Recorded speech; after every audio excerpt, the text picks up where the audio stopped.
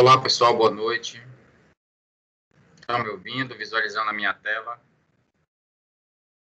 Sim, professor. Já terminaram a aula com a professora Andréia? Já sim. Ok. Então, hoje, pessoal, excepcionalmente, o professor pediu as minhas duas últimas aulas, né? Na verdade, as nossas duas aulas teóricas de 20 e 40 às 22h30, que ele precisa repor uma aula que ele está devendo para vocês. Então, eu cedi esse horário para ele e hoje nós ficaremos aqui entraram no primeiro horário com a professora Andréia, ficarão agora no segundo horário comigo até às 20h40 e depois vocês ficarão com o professor que vai repor a matéria para vocês, tá certo? Então, nós vamos dar continuidade. Ontem, na verdade, na terça-feira, nós encerramos a parte de reparo tecidual e hoje nós vamos dar o início a um outro assunto, que são as disfunções hemodinâmicas. Na verdade, aqui nas disfunções hemodinâmicas, são coisas que nós já conversamos quando falamos lá dos processos inflamatórios, da inflamação aguda, da inflamação crônica, visto que, quando nós falamos de inflamação, nós vimos que o sistema cardiovascular, ele, junto com o sistema imunológico, eles são os dois sistemas preponderantes dos processos inflamatórios. Então, em determinado momento, eu falei para vocês que esses dois sistemas, o imunológico e o circulatório, eles andam de mãos dadas no caso do processo inflamatório que nós conversamos. E quando nós conversamos especificamente dos processos da inflamação aguda, da inflamação crônica, nós vimos lá que há mudanças severas no meu sistema circulatório, que há a permissão da passagem de elementos da corrente sanguínea para o tecido. Então, o que nós vamos ver aqui nas disfunções hemodinâmicas são justamente esses fatores, essas mudanças que acontecerão no sistema cardiovascular. Então, alguns pontos aqui que nós já conversamos, eles vão se fazer presente novamente aqui, quando nós falarmos das funções hemodinâmicas. É lógico que agora a gente vai trazer isso um pouquinho mais para dentro da patologia, né?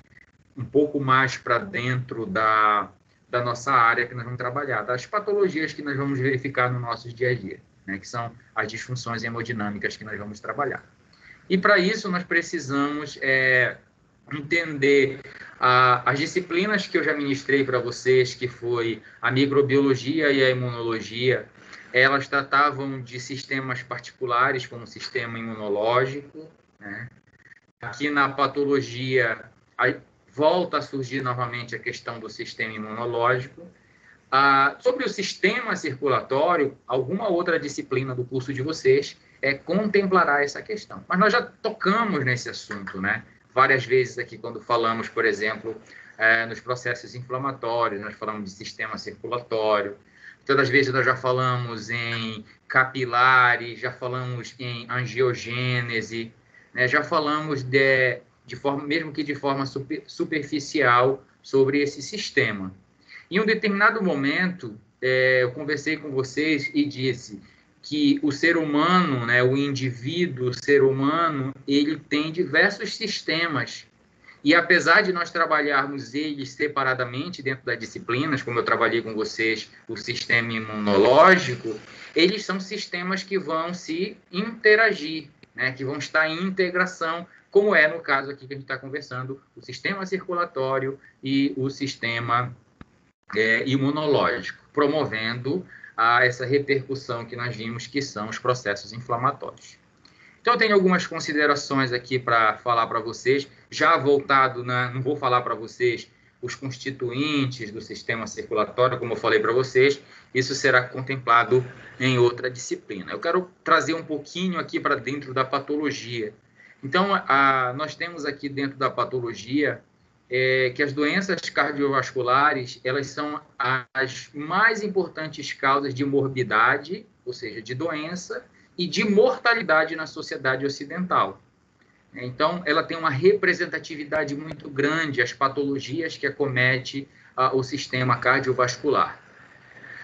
Em 2005, nos Estados Unidos, cerca de 81 milhões de pessoas foram acometidas por essas patologias ou essas doenças cardiovasculares, e desses 81 milhões de pessoas acometidas, cerca de 35% a 40% desses pacientes acometidos por essa patologia evoluíram a óbito, demonstrando realmente a importância, né, dessa patologia do sistema cardiovascular, que nós precisamos entender, que nós precisamos conhecer para que nós possamos fazer intervenções seguras, intervenções antecipadas, justamente objetivando diminuir essa questão aqui, tanto da mortalidade, né, tanto da morbidade quanto da mortalidade. Então, nós podemos, como profissionais da área da enfermagem, fazer essa intervenção? Podemos, na morbidade, por exemplo. Então, para que as pessoas não adoeçam, né? Eu, como agente de mudança, agente que vai promover informações para o meu paciente, né? Para que justamente essas patologias, a morbidade não aconteça. Então, eu posso antecipar. Eu posso orientar o meu paciente para que ele não aumente de peso excessivamente, porque isso vai prejudicar e vai influenciar nas doenças cardiovasculares. Eu posso cuidar dos meus pacientes hipertensos, porque eu sei que a hipertensão ela influencia grandemente. Na verdade, ela é uma das patologias, ela é uma das doenças cardiovasculares. Então, eu fazendo intervenções, sejam elas no sentido de evitar que a morbidade aconteça, sejam elas quando eu já tenho a doença instalada, para minimizar os danos que essa patologia, que essas doenças cardiovasculares vão promover. Então, meu paciente, que é meu idoso, que eu estou consultando, que eu estou acompanhando como enfermeiro, que tem essa patologia, eu vou fazer intervenções. Eu não posso retirar, né, e eliminar a hipertensão de uma hora para outra, mas eu posso fazer intervenções farmacológicas, como administração de medicação, né, a prescrição e administração adequada de medicações, justamente para minimizar o segundo fator, que é a questão da mortalidade.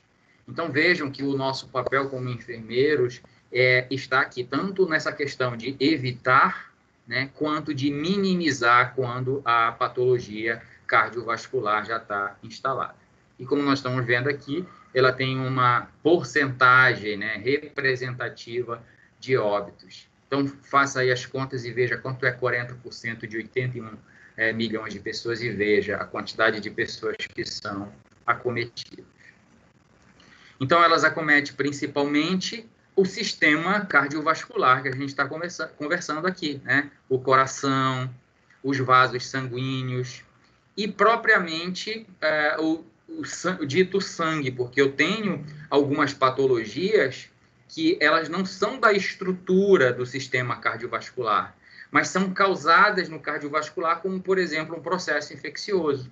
Então, uma infecção da corrente sanguínea é também uma patologia do sistema cardiovascular, né? Que se eu não tratar, que se eu não intervir, pode promover mudanças e desestruturação desses componentes da corrente sanguínea, na verdade, do sistema cardiovascular. Então, o sistema cardiovascular, ele é tão importante, então aqui eu trouxe para vocês só a rede, né, de capilares que formam. Então, aqui, ó, aqui é a rede de artérias, de veias, de capilares que formam o coração. Olha a quantidade que tem aqui, né? É uma rede de canais que vão irrigar todo este órgão aqui. Aqui, né, foi suprimido o músculo e aqui eu tenho somente a rede cardiovascular mostrando como seria a do coração. Aqui mostrando imagens onde se expande, onde se localiza esse sistema cardiovascular, e nós podemos observar que ele se apresenta em todo o meu sistema, né? Então, onde eu possa imaginar, eu tenho uma rede vascular presente. Não é à toa que quando eu faço um pequeno furo na periferia, num dedo, né? Um membro bem na periferia, toda vez que uma pequena perfuração, lá está o sangue, demonstrando que realmente esse sistema, essa rede cardiovascular, ela se faz presente, né? Irrigando órgãos importantes como a própria bomba cardíaca, que é o coração, irrigando o sistema nervoso central, que é um órgão também extremamente importante, irrigando o pulmão, que é um órgão também extremamente importante, como nós temos conversado, né? Quando a gente falou de inflamações, a gente viu que, dependendo do local onde ocorre essa inflamação, tem o maior ou menor perigo, né? Então, aqui eu tenho meu pulmão, meu sistema nervoso central, e o sistema cardiovascular, ele permeia, né? Aqui uma imagem também mostrando, né? Então, aqui foi retirado todo, né? Músculo. Aqui o que eu tenho somente é a rede vascular. E olha a quantidade, né? Olha o entrelaçamento que esse sistema cardiovascular se faz presente. É importante eu verificar, eu olhar essa questão, porque não é à toa que quando a gente conversou sobre as repercussões inflamatórias, elas podem se fazer presente em qualquer local. Então, se for num membro que eu tenho um processo inflamatório, os elementos do sistema imunológico têm capacidade de migrar para esta região, né? Então, tem uma relação íntima com todas as regiões do meu corpo. Isso é importante porque é esta rede intrínseca presente em todo o meu sistema que vai levar de forma benéfica oxigênio para todo e qualquer tecido, que vai levar nutriente para toda e qualquer célula. Então, essa seria a parte benéfica. Mas eu posso ter o lado maléfico? Posso. Então, imagina um micro-organismo presente dentro desse sistema cardiovascular. Então, se ele entra no sistema cardiovascular, ele vai ter também capacidade de estar presente em qualquer local. Então, se for um micro-organismo que caia na corrente sanguínea, ele tiver a capacidade de se instalar em diversos órgãos, ele vai instalar, né? Então, passou para a corrente sanguínea. Imagina que é uma bactéria. E essa bactéria tem capacidade de se estabelecer em diversos locais. Então, caiu na corrente sanguínea, ela pode estar no pulmão, ela pode estar no sistema nervoso central, ela pode estar nos rins, ela pode estar em qualquer órgão, né? Visto que ela já está presente dentro desta rede que veicula oxigênio, que veicula nutriente, mas que também vai veicular o micro-organismo. Então, seria a parte negativa. É por isso que eu fico muito preocupado quando eu determino, quando eu localizo, quando eu faço o diagnóstico de que tem um micro-organismo na minha corrente sanguínea. Porque se ele está na corrente sanguínea, ele pode estar, né, virtualmente em qualquer órgão. Então, se ele conseguir se instalar lá, tiver a capacidade de sobreviver em vários locais, ele vai se instalar. Então, aí eu posso ter um processo infeccioso sistêmico, né? Levando, inclusive, todo o meu sistema ao colapso, né? Posso ter uma sepse, né? Então, muitas das vezes a gente ouve esses termos, sepse, falência múltipla dos órgãos, produzido por um processo infeccioso. Então, é muitas vezes um micro-organismo que cai nesse sistema circulatório, nesse sistema cardiovascular, e acaba se instalando em diversos locais, causando infecções em diversos locais. Tá certo? As formas dele chegar nesse ambiente, normalmente através de procedimentos invasivos. Então, se eu faço a punção, a inserção de um catéter, que ficará dentro aqui do sistema cardiovascular, agora o micro-organismo tem uma porta de entrada para o meu sistema circulatório. Então, tudo isso eu tenho que tomar cuidado. Então, quando vocês forem trabalhar esses sistemas humanos, né, ósseo, circulatório, dê uma olhada na importância disso para ter entendimento, porque tem uma grande representatividade dentro da área de vocês, né, para eu não levar esses micro-organismos para lá, para eu não levar substância. Uma outra importância dentro da vertente que nós estamos conversando aqui é na questão do processo inflamatório. Nós vimos que quando está instalado um processo inflamatório, há a produção de determinadas substâncias, como citocinas, por exemplo. E se essas citocinas elas caem na corrente sanguínea, elas vão agir de forma sistêmica, não mais localizada, como nós conversamos. Então, se eu tenho uma simples inflamação aqui, numa lesão que eu sofri no meu dedo, esta inflamação será pontual. Mas se eu tenho uma inflamação sistêmica, então, por exemplo, a entrada de um micro-organismo, ela produzirá uma resposta imunológica para tentar eliminar aquele micro-organismo. E, lógico, como é que ele faz para eliminar? Produzindo uma resposta inflamatória. Só que agora não é mais uma resposta inflamatória localizada, é uma resposta inflamatória sistêmica. E, normalmente, exacerbada. E a produção de substâncias como essas citocinas agora também serão sistêmicas. Então, ao invés dessas citocinas agirem pontualmente, localizadamente, agora elas agirão sistemicamente. E isso pode fazer com que o meu sistema entre em colapso. Uma outra vertente que a gente pode olhar aqui para o sistema circulatório é a inserção de substâncias tóxicas, por exemplo, na minha corrente sanguínea. Então, se eu vou inserir uma substância tóxica, por exemplo, e ela cai na minha corrente sanguínea, ela não vai agir pontualmente, né? Ela vai agir sistemicamente. Então, essa rede entrelaçada que a gente vê aqui, ela é extremamente importante e é sobre esse sistema circulatório, sobre as patologias que acomete esse sistema aqui, que nós vamos conversar um pouquinho, né? O que está dentro desse sistema, né? Não esqueço que é um sistema semiaberto, né? Que faz troca de conteúdos, de energia e de matéria com o meio. Então, dentro, né, dessas minhas veias, das minhas artérias, dos meus capilares, eu vou ter elementos do sangue, hemácias em abundância, células do sistema imunológico, proteínas em grande quantidade. Então, o sangue, ele é composto por água, ele é composto por sais minerais, por uma ampla variedade de proteínas, né? Tem grande quantidade de proteínas. Professor, qual seriam essas proteínas? Alguma delas nós já falamos e já conhecemos. Anticorpos que vão se fazer presentes, são proteínas, estão na corrente sanguínea. Proteínas do complemento, quando nós falamos lá na imunologia, também são proteínas que estão circulando. Quando eu falava para vocês nos meus líquidos corpóreos, eu também estava falando do sangue, né? Deste conteúdo que está aqui dentro do sistema cardiovascular. A albumina, que é uma outra proteína que está em grande quantidade no sangue. Aqui no meu sangue, que está dentro desse sistema, eu também tenho os fatores de coagulação, né?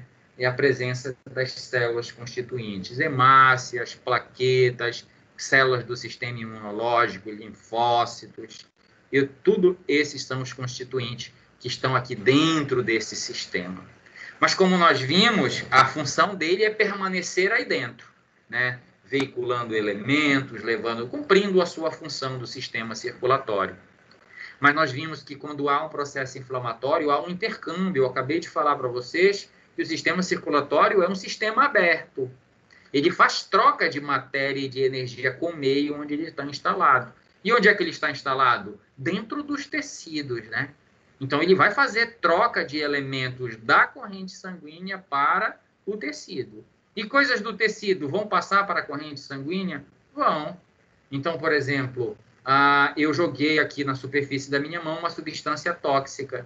Daqui a pouco isso vai ser absorvido, vai passar para o meu tecido subcutâneo, o meu sistema linfático, e a conexão do sistema linfático à corrente sanguínea vai acabar levando essas substâncias para a corrente sanguínea. Então, essa comunicação, apesar do sistema circulatório ser fechado, ter os seus órgãos específicos, mas ele é um sistema não totalmente fechado, né? Ele tem essa troca com o meio onde ele está. Então, ele vai trocar elementos com o tecido, que é onde ele está inserido. Eu vejo, né, que essa troca ela existe, porque nós já falamos no sistema circulatório, nós vimos que quando há um rompimento, né, uma quebra desta barreira, uma lesão de um capilar, tem um extravasamento. De forma organizada, lá no processo inflamatório, nós vimos que há um afrouxamento, né, desses capilares e a permissividade da passagem desses elementos para o tecido. Isso nós falamos lá quando nós conversamos sobre o processo inflamatório. Então, uma das patologias, uma das disfunções hemodinâmicas, que inclusive nós já falamos, é o edema, né? Então, já não é novidade para a gente. Então, nós vimos que o edema é a deposição de líquidos dentro da célula ou intersticial, ou seja, entre as células. E que normalmente isso vem de onde? Vem do sangue, né? Esse líquido passa, como nós vimos, ó, de dentro do capilar para o tecido. Então, aproximadamente, a gente falando em líquido, aproximadamente 60% do nosso peso corporal magro corresponde à água. Então, nós temos muita água, nós precisamos de muita água.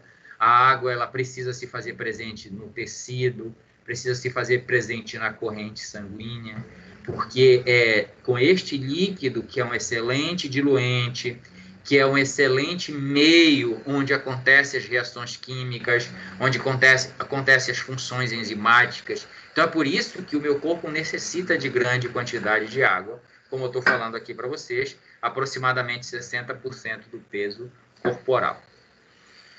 Então, vamos ver então onde é que está localizada essa água. Então, cerca de 2/3 da água, elas são intracelular. Elas estão dentro da célula, de todas as células. E nós temos muitas células, nós temos muitos tecidos, né? Então, dentro da célula é que vai estar 2/3 dessa água.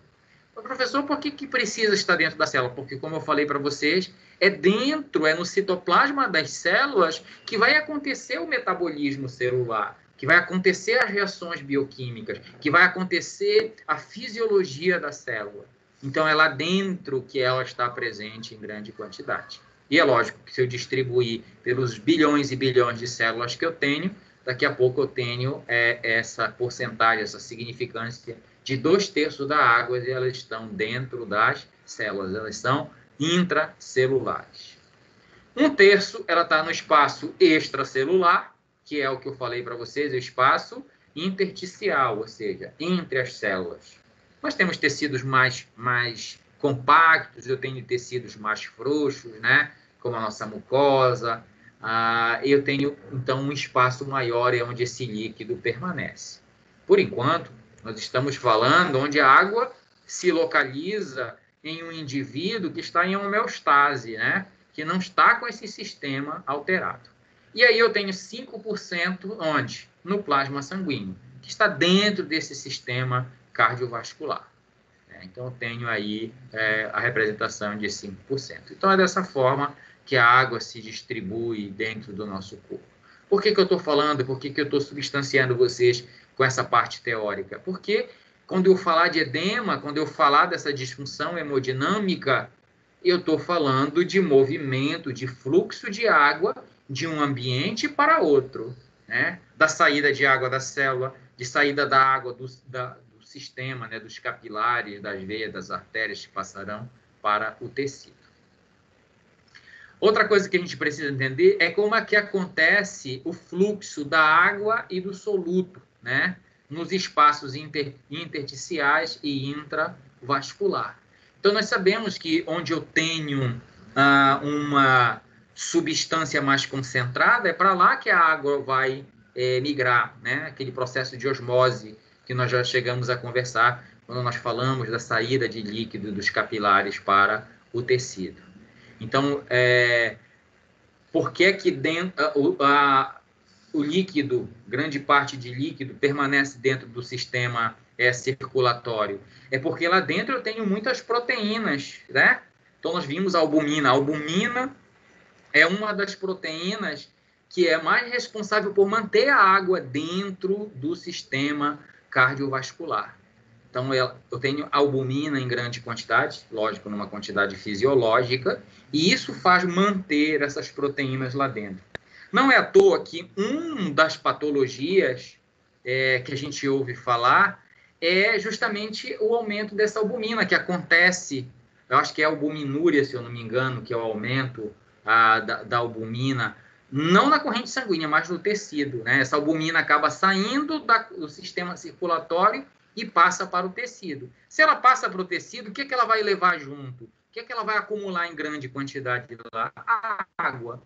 Então, quando eu perco essa albumina da minha corrente sanguínea porque ela passou para o tecido, é lógico que agora ela vai acumular muita água lá. Então, as grávidas que têm o aumento de albumina, vão ter o edema, né, dos membros lá, que é o acúmulo de água, porque agora eu tenho uma proteína que passou para o tecido e acabou levando água para lá, para aquele ambiente também. Mas, professor, ela vai levar água de onde? Do sistema circulatório? Sim, pode levar, mas não esqueça que só representa 5%. Não esqueça que no espaço intersticial eu tenho 1/3, que dentro das células do tecido, agora onde essa albumina está depositada, eu tenho 2/3 de água. Então, eu posso retirar de dentro das células e acabo acumulando lá naquele ambiente, naquele local, promovendo o que a gente chama de edema. Tá? Então, o entendimento desse fluxo do soluto e de água, a água ela vai passar para onde tiver o soluto em maior quantidade. Né? Então, então, o que seria o soluto aqui? Seria a albumina. Se a albumina estiver dentro do capilar, ok, ela manterá a água lá dentro do capilar. Se a albumina sai do capilar e passa para o tecido, agora ela vai acumular água onde? Lá no tecido, promovendo o edema. Tá? Então, vejam, a passagem desses elementos, como nós vimos lá no processo inflamatório, o que é que deve passar da corrente sanguínea para o tecido? Vai passar células do sistema imune, vai passar algumas proteínas, como proteínas do complemento, alguns anticorpos. A albumina não vai passar inicialmente. Quando é fisiológico, quando é um processo inflamatório agudo, né, fisiológico, que ainda não é patológico, vai passar os elementos necessários, elementos que estão precisando naquele ambiente para debelar o processo infeccioso. Isso torna-se patológico quando eu perco este controle, quando eu tenho uma saída exacerbada de alguns elementos que não deveriam sair, como a albumina, por exemplo, saindo da corrente sanguínea e passando para o tecido. Este fluxo de água entre o espaço intersticial e intravascular, ou seja, entre o capilar e o tecido, ele é controlado, como nós vimos lá, pela pressão hidrostática vascular e pela coloidosmótica plasmática, que é isso que eu falei para vocês. Esses elementos que mantêm. Então, uma alteração nisso faz a passagem.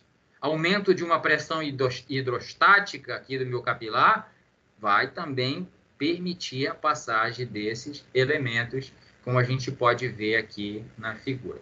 Então, se eu tenho aqui um aumento da pressão hidrostática, o que é que vai acontecer? Vai passar os elementos da corrente sanguínea para o tecido. Né?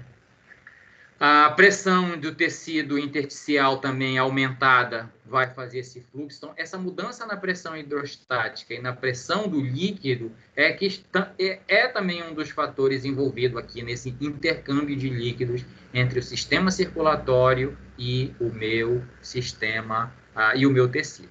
Tá certo? Então, eu tenho algumas observações aqui para vocês. Então, nós temos falado até o momento de edemas localizados, né? Edemas pontuais, como nós vimos, e eu exemplifiquei para vocês. Então, eu tenho um catéter inserido por 2 semanas, vamos dizer 5 a 7 dias, e aí eu posso observar, olha, já está edemaciado aqui nesta região. Então, significa que ali, em volta, né, daquele catéter, está acontecendo um processo inflamatório. Isso seria uma localização, né, pontual, seria pontual. Mas o acúmulo desse líquido, ele pode ser em cavidades corporais, né? Ele pode ser em grande quantidade, né? E quando eu falo de quantidade, eu estou falando de litro para frente, né? Litro, 2 litros, em grande quantidade. Então, eu tenho o acúmulo desse líquido, e é lógico, o que é que vai promover o acúmulo desse líquido? Lógico que não é o evento fisiológico, né? É um evento patológico, que não é somente aqui a mudança do sistema cardiovascular. Pode ser uma determinada patologia que promove isso, né? Então, eu tenho, por exemplo, o acúmulo desse líquido em cavidades corporais, como o hidrotórax, que é o acúmulo de líquido, o hidropericárdio, que é o acúmulo de líquido, onde? Então, aqui seria na cavidade torácica, aqui seria no pericárdio, que é a película que reveste o coração. Então, eu posso ter o que a gente chama, na verdade, o termo que é mais usado é derrame pericárdico. né? Eu acho que vocês já ouviram alguma vez isso daqui. Então, o que é o derrame pericárdico? É o acúmulo de líquido, é o patológico, né? Entre a película, entre a membrana que reveste o miocárdio e o próprio miocárdio. Isso nós já conversamos quando falamos lá de processo inflamatório. E o acúmulo desse líquido, ele promoverá a perda parcial ou total da funcionalidade do meu coração. Esse líquido pode ser o líquido que está presente no meu próprio corpo, água, literalmente. Pode ser plasma sanguíneo.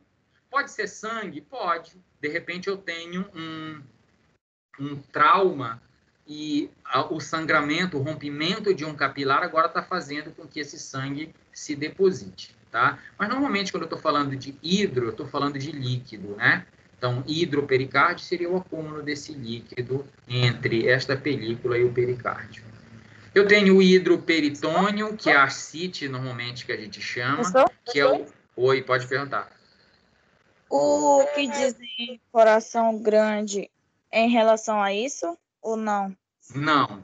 O coração grande ou coração de boi é produzido pelas adaptações celulares que nós falamos anteriormente. Então, essa é a mudança no miocárdio, nas células do miocárdio.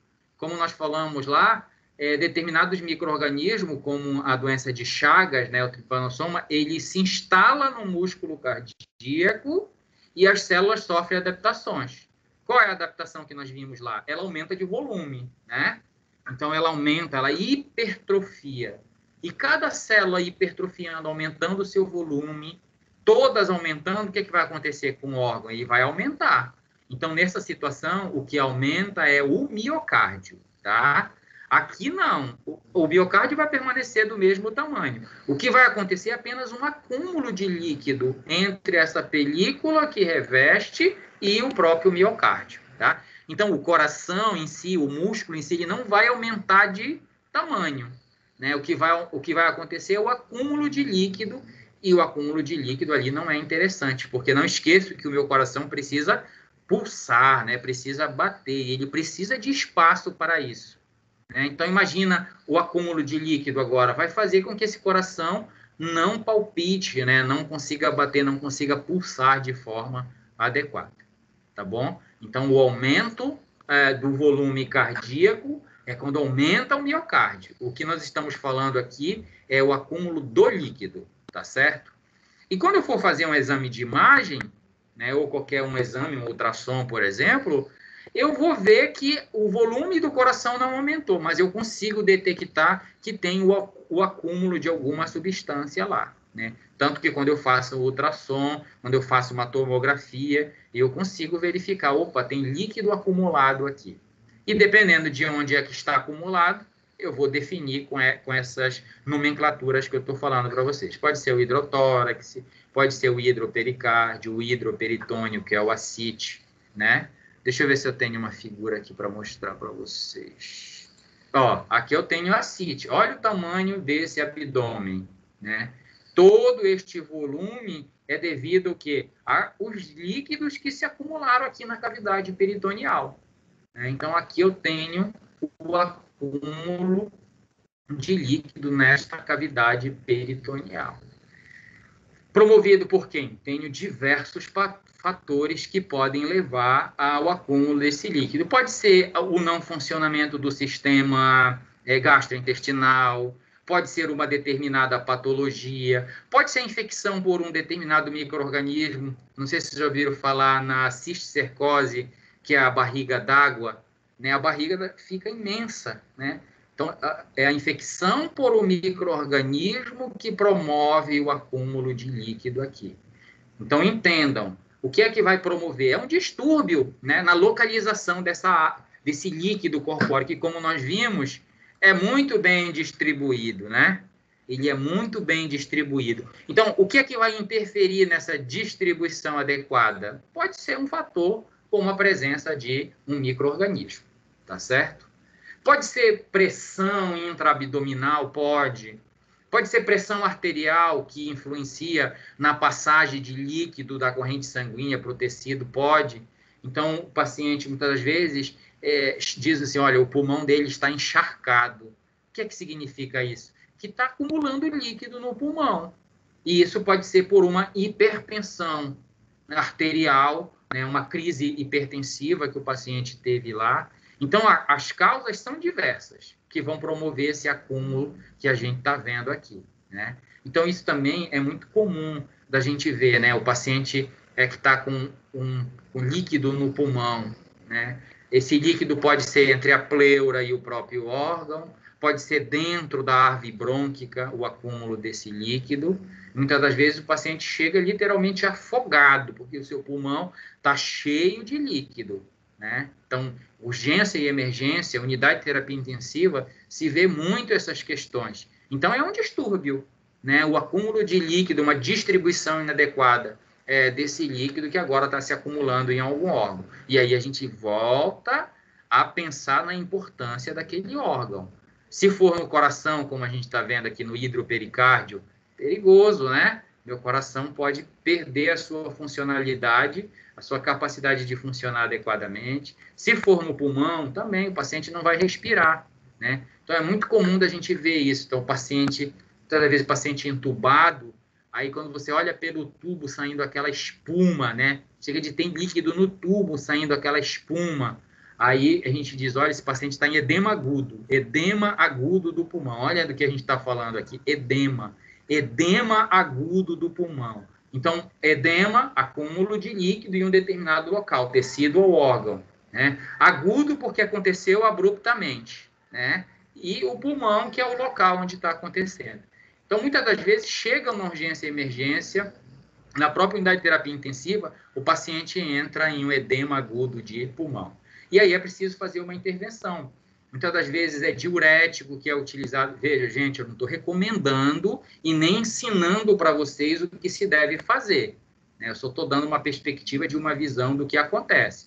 Isso aí é função dos enfermeiros que vão continuar a formação de vocês, tá? Então, eu só estou dizendo o que se deve fazer, mesmo porque muita dessas intervenções não é de competência da enfermagem fazer, né? Todas as vezes, sim, administrar, entender o processo que está acontecendo. Então, é por isso que eu estou falando para vocês. Então, o paciente em edema agudo do pulmão, eu preciso retirar esse líquido, né? Diminuir essa quantidade de líquido corporal para que realmente desafogue, vamos dizer assim, o pulmão desse paciente. E aí eu faço o diurético, esse paciente começa a perder líquido, né? Urinar em grande quantidade, 1 litro, 2 litros, e isso já dá. Então, eu estou tirando do sistema a grande quantidade de líquido. Isso dá uma aliviada lá no pulmão do meu paciente, tá certo?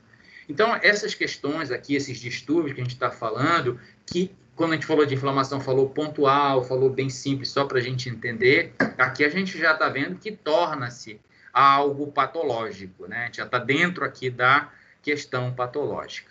Então, a gente pode observar aqui, tomem cuidado que isso vai acontecer, vocês vão visualizar este edema que agora não é mais pontual, né? Não é mais lá na inserção do meu catéter, não, pode ser numa cavidade, pode ser também um edema generalizado, que a gente chama de anasarca, né? Que é o edema generalizado, como a gente pode ver aqui. E, inclusive, quando vocês forem cursar, não sei se já cursaram a disciplina, não sei também qual é que trata, é a semiologia, que trata sobre exame físico, alguma coisa assim. Se vocês forem aprender a examinar o paciente, vocês vão ver que vão precisar examinar quanto a presença ou não de edema, né? Então, olha, eu aperto aqui, ó. Então, pressiono o dedo, quando eu retiro, olha aí o que fica, né? Fica afundado. O que significa isso? Significa que aqui neste tecido está a presença de líquido em grande quantidade. E como ele é sistêmico, então, se eu fizer isso nas pernas, fizer nos braços, né? Ou seja, está localizado, às vezes, no próprio rosto do paciente, né? Eu tenho um edema generalizado, um edema sistêmico, e aí eu tenho o que a gente chama de anasarcado, né? Então, o paciente está em anasarca, ou seja, ele está com edema generalizado. Isso eu vou ver, lógico, onde? Vou ver nos pacientes muito graves, com determinadas patologias, principalmente patologias do sistema cardiovascular, que acabam levando na mudança, né, desse acúmulo de líquido adequado em cada parte do corpo. Então, tem que tomar muito cuidado. Então, eu posso fazer intervenções medicamentosas, como eu falei para vocês, no edema agudo de pulmão. Eu posso fazer outros tipos de intervenção, como no caso aqui da CIT, ó. Vocês estão vendo aqui na imagem, o que é que está acontecendo? Está acontecendo uma punção, né? Então, eu estou puncionando aqui e estou retirando o líquido desta cavidade. E olha, eu vou dizer para vocês, já visualizei alguém fazendo esse procedimento. É muito líquido que sai daqui, muitas vezes 2, 3 litros. Olha o volume, né, deste abdômen aqui. Então, aqui tem muito líquido. Quem vai fazer isso? Um profissional habilitado, né? Então, um profissional, um cirurgião, um médico de unidade de terapia intensiva, porque não esqueça que ele está inserindo uma agulha aqui, né? Então, eu não posso danificar nenhum órgão aqui da cavidade abdominal. O que eu quero fazer é o quê? Retirar o líquido que está aqui dentro, que está pressionando os órgãos, que está impedindo a funcionalidade adequada dos órgãos que estão aqui na minha cavidade abdominal. Então, muitas das vezes você faz punção e vai retirando, né? O líquido e vai depositando. Muitas das vezes eles fazem a punção com gelco, né? Que tem uma agulha, mas tem uma partezinha que é emborrachada. Então, a agulha eu uso para puncionar, e daqui a pouco eu deixo só a parte de plástico lá dentro, né? E aí eu coloco um equipo e deixo drenando. E aí, se tiver muito líquido, como tem aqui nessa imagem, vai drenar em grande quantidade. Então, essa intervenção que eu estou falando para vocês, ela é uma intervenção pontual. Oi, pode perguntar. Essa intervenção aí é uma paracentese, não é isso que chama? Isso, também. Tá? Isso aí é a metodologia que eu faço para retirar o líquido, né? Então, eu posso retirar esse líquido de onde? Posso retirar de onde ele estiver acumulado. Aqui é da cavidade abdominal, é do peritônio. Mas eu posso retirar do pulmão? Posso. Muitas das vezes eu punciono o pulmão para retirar esse líquido, né? Eu posso puncionar o coração para retirar? Sim. Muitas das vezes, lógico que alguém especializado, alguém que conheça, que tenha segurança, né? Habilitação para fazer isso daqui. Só que essas intervenções, elas são pontuais, é como se fosse para aliviar. Então, por exemplo, eu tirei 2 litros de líquido dessa CIT aqui, mas eu não estou eliminando a causa que está promovendo o acúmulo desse líquido na cavidade abdominal. Se for uma determinada patologia, esse líquido vai continuar sendo acumulado. Então, o que eu faço é retirar, vamos dizer assim, para dar um respiro para aquele órgão. Então, imagina que o líquido está acontecendo, acumulando lá no coração, entre a película e o miocárdio, né? E aí esse coração não está pulsando de forma adequada. Então, eu vou lá, retiro esse líquido e agora o coração volta a bater adequadamente. É o pulmão, não estou conseguindo, eu tenho um derrame pleural, lá na minha pleura, né, película que reveste o pulmão. Eu vou lá com a agulha, retiro esse líquido, agora o meu pulmão tem a capacidade novamente de se expandir e de fazer as trocas gasosas. Mas como eu falei para vocês, essas intervenções são como se fossem paliativas, né? Eu retiro daquele momento, dá um alívio, mas se a patologia persistir, se o agente causal do acúmulo desse líquido nessas cavidades persistir, daqui a pouco ele vai se faz presente. Então, eu atacaria aqui por 2 vertentes, né? Eu atacaria a causa do acúmulo deste líquido nas cavidades para resolver e retiraria aqui para fazer o alívio, tá? Isso é difícil de resolver porque agora, gente, não é mais um edema pontual, né? É um edema sistêmico, é o edema em uma cavidade que está promovendo a perda da funcionalidade daquele órgão. Então, muitas das vezes, essa intervenção é uma emergência. Eu tenho que fazer o quanto antes, porque senão o meu paciente aí pode morrer. Parar de respirar, ele morre. O coração parar de bater, ele vai morrer também. No caso da CIT, ainda dá para esperar um pouco, mas dependendo da situação, como a gente vê aqui, a intervenção também tem que ser imediata. Então, aqui a gente já está falando na distribuição de água, né, nos tecidos ou nas cavidades de forma não fisiológica. E isso aqui que a gente está conversando, a anasarca, a ascite, o edema agudo de pulmão, né? O hidropericárdio, tudo isso são patologias que normalmente estão envolvidas com uma disfunção, um distúrbio do sistema circulatório. Ok, pessoal? Alguma dúvida, alguma pergunta? Tudo certo, professor. Tudo certo. Então tá, a gente vai encerrar por aqui, que o professor precisa entrar com vocês. Desejo a todos uma boa semana, né, um bom final de semana, e na próxima semana a gente se encontra para dar continuidade aqui a esse assunto. Tá ok? Bom final de semana, professor. Ok, Obrigada. eu agradeço a presença de vocês, tenham todos uma boa noite. Obrigado. Boa noite.